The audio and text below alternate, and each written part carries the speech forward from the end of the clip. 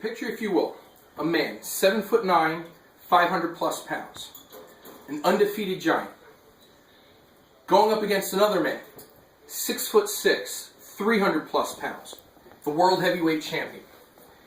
This was a test for Hulk Hogan going against Andre the Giant. It set records for the largest number of people in attendance in an indoor event, 96,000 plus people. Record that still stands to this day. Why is this important? Well, the reason I led up to this is the story, what led up to this historic event. Storytelling or booking in professional wrestling in many ways is the most important aspect of the professional wrestling sport. Now, we all know someone who either loves the sport or maybe we love it ourselves. We never shut up about it. We talk about it all the time. But why? What is it in professional wrestling that makes us so attracted to it? Is it the athleticism, the moves that these men are capable of doing that just seem to defy gravity? Well, while it is one important aspect of it, the thing that keeps us coming back week after week, year after year, is the storytelling. It what sucks us in. Now, I've been active in the professional wrestling industry now for about the last year and a half, working with WWF legends such as former tag team champion Samu Anoa'i of the Head Shrinkers, as well as the Wild Samoans. On top of that, I've also run my own shows. Now, what I'm going to do is show you different types of stories that are told during a wrestling show and how they relate to one another to tell the overall story that keeps people coming back. Now, there's three types of stories in a professional wrestling show. There's the overall story arc.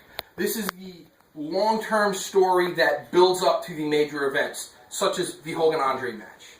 Then there's the individual story of the show. It's the highs and lows of a show from match to match that gets the fans up and then lets them down when their favorite wrestler loses. And then there's the individual story of the match. Each one of these builds upon the next to tell the overall story. Now, we'll start with the overall arc of the show. This is important because this is what dictates what the individual shows and individual matches are going to be overall.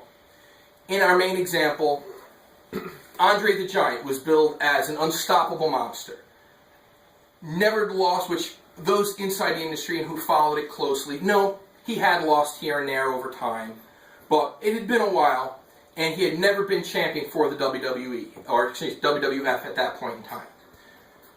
Hulk Hogan, he was the current champion, monster of a man in his own right, but he had also never faced Andre for the title. So they built the show up over a period of time with Andre destroying opponents. Hogan, he won his matches to show because he was the champion, but it built to a point where everyone thought Andre was going to destroy Hulk Hogan.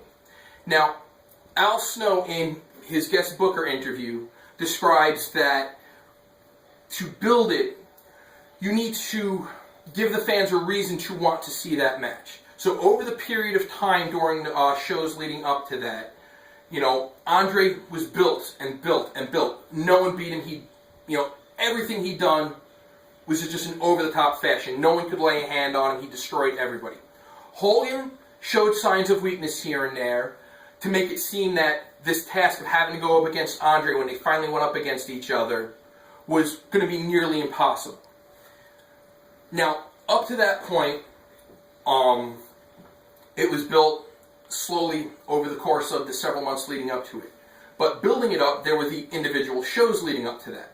Now, to take that individual show as an example, to show how the story of a show goes, there were obviously several other matches that night. You have your baby faces winning some of them, your heels winning some of them. Each one of those is designed to play upon the emotions of the fans in attendance and the fans watching at home.